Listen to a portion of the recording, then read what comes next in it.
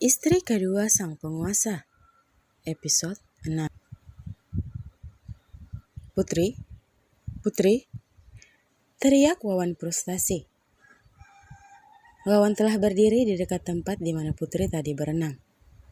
Dia tersentak saat ada kedua tangan yang muncul dari dalam air. Tanpa berpikir panjang, Wawan terjun ke dalam air dan meraih tubuh Putri. Nafas Wawan tak beraturan. Ia membawa tubuh Putri sedikit menjauh dari air dan duduk di batu yang cukup besar, dengan Putri yang berada di pangkuannya. Putri, are you okay? Wawan merapikan rambut Putri agar bisa melihat jelas wajah itu. Jemarinya memegang daun Putri agar menatapnya. Putri? Wawan menepuk pelan pipi Putri. Putri, bangun Putri. Wah, Putri tertawa terbahak-bahak hingga membuat gerakan Wawan terhenti. Ia terpaku menatap gadis tersebut. Apa dia sedang mengerjaiku? Oh sialan, gumamnya dalam hati. Putri tertawa seraya menatap Wawan yang membatu. Oh ya Tuhan, Kak Wawan, kau lucu sekali. Putri terbatuk di sela-sela tawanya.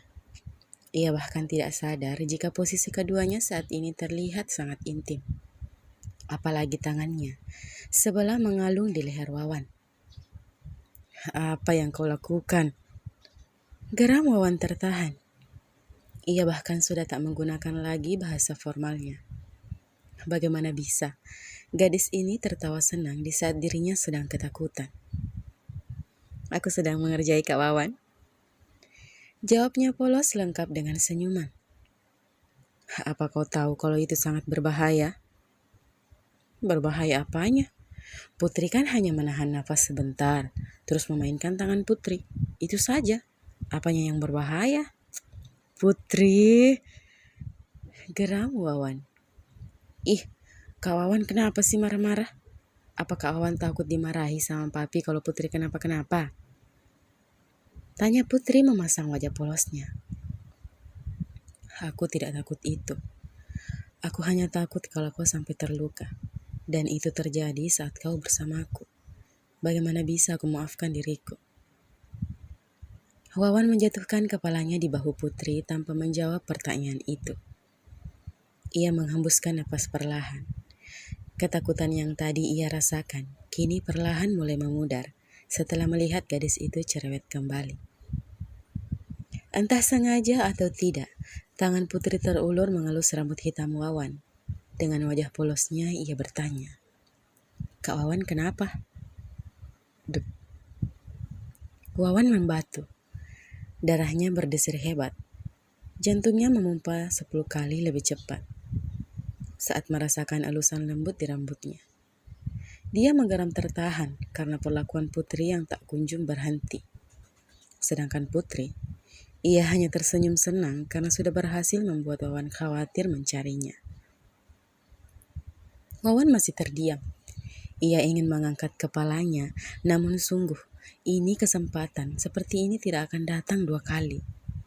Tapi, jika ini berlangsung lama, ia takut jika tidak dapat menahan diri.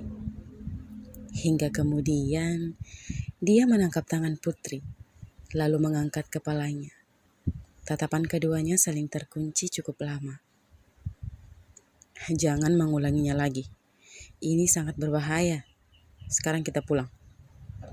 Ucapnya masih dengan memangku tubuh mungil Putri. Enggak mau. Putri mau berenang dan kali ini sama Kak Wawan deh ya.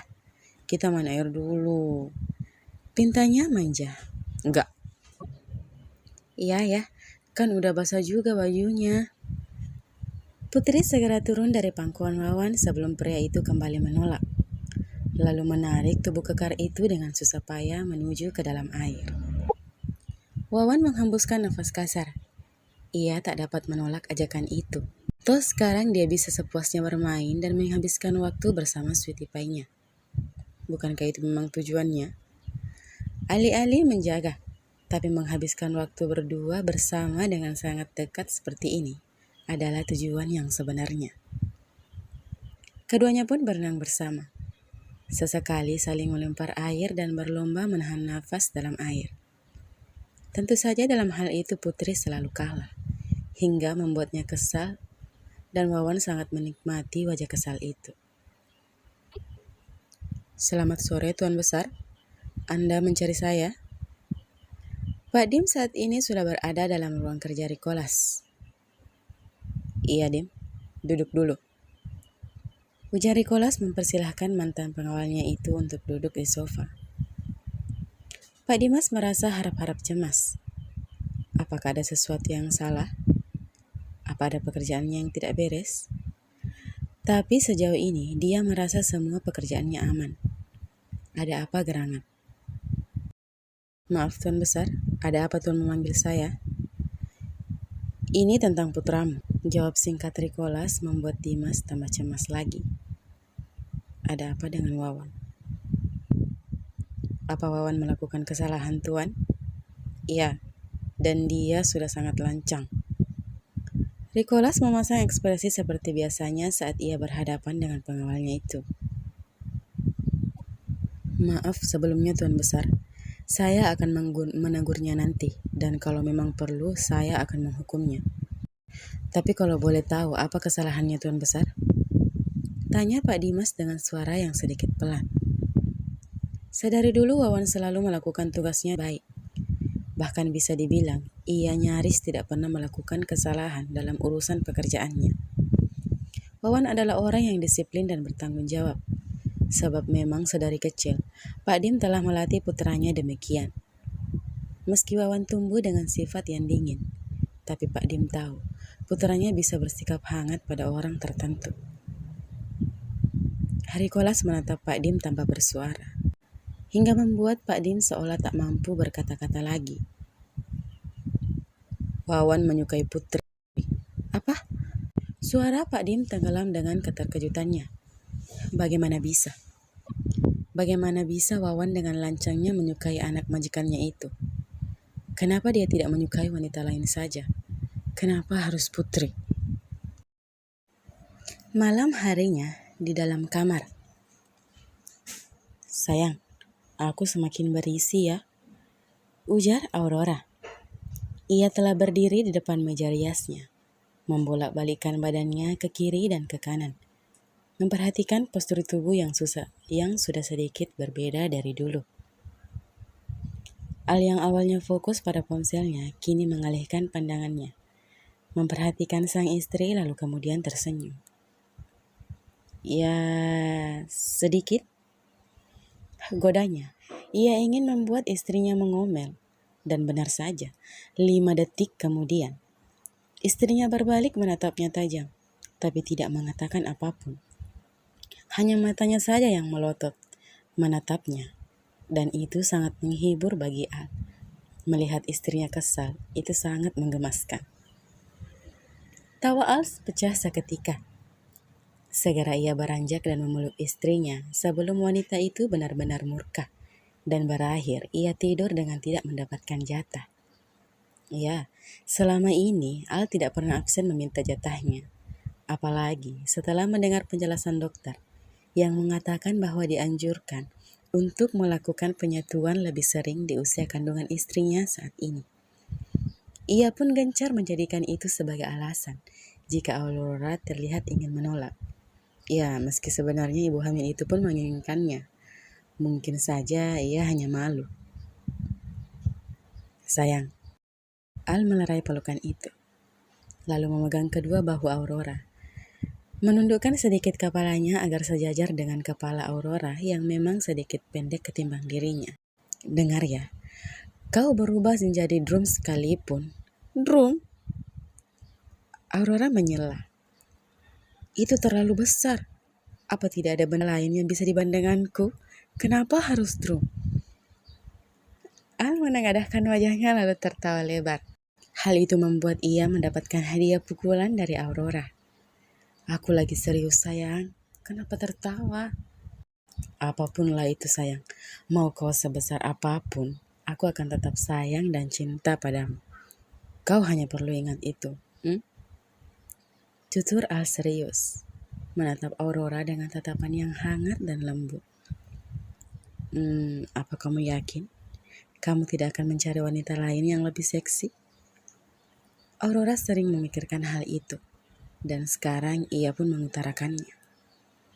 Al menarik tubuh Aurora, membimbingnya mendekat ke ranjang, dan menyuruh istrinya duduk di pangkuannya. Aurora mengalungkan kedua tangannya di leher Al, menelisik wajah tampan suaminya. Sayang, aku tahu dulu aku menikahimu dengan status masih beristri. Aku tidak menyalahkanmu jika kau belum percaya padaku. Tapi ingat, kau berbeda dengan wanita itu. Kau memperhatikanku sedangkan dia tidak.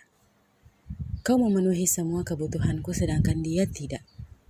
Kau menghormatiku sebagai suamimu sedangkan dia tidak. Kau disukai orang tuaku sedangkan ia tidak. Ya, meski aku akui, soal paras dan body, dia memang lebih unggul darimu. Tapi menurutmu apa itu semua penting? Jika yang semua aku mau sudah aku dapatkan darimu. Aku pintar loh sayang.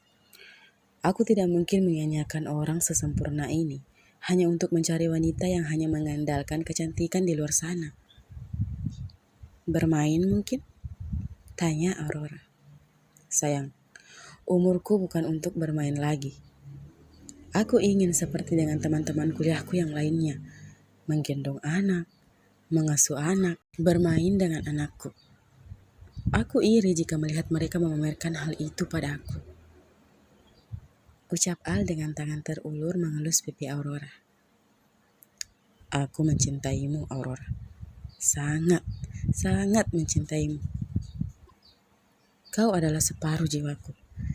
Jangan pernah memikirkan bahwa aku akan meninggalkanmu, karena itu tidak akan terjadi. Dan sekalipun kau yang ingin lari dariku, jangan harap. Apapun yang aku lakukan agar kau dan anak-anakku nantinya tetap berada di sini bersamaku, sekalipun harus memaksamu. Al semakin merapatkan tubuh Aurora ke dirinya, dan meraih tengkuk Aurora setelah melebuhkan bibirnya ke benda kenyal Aurora, mengejap dan meresapi kenikmatan yang tercipta. Aku juga mencintaimu, Alvaro. Kau adalah pria pertama dan terakhir di hidupku. Keduanya tersenyum lalu menyatukan kening mereka. Tersenyum dalam diam.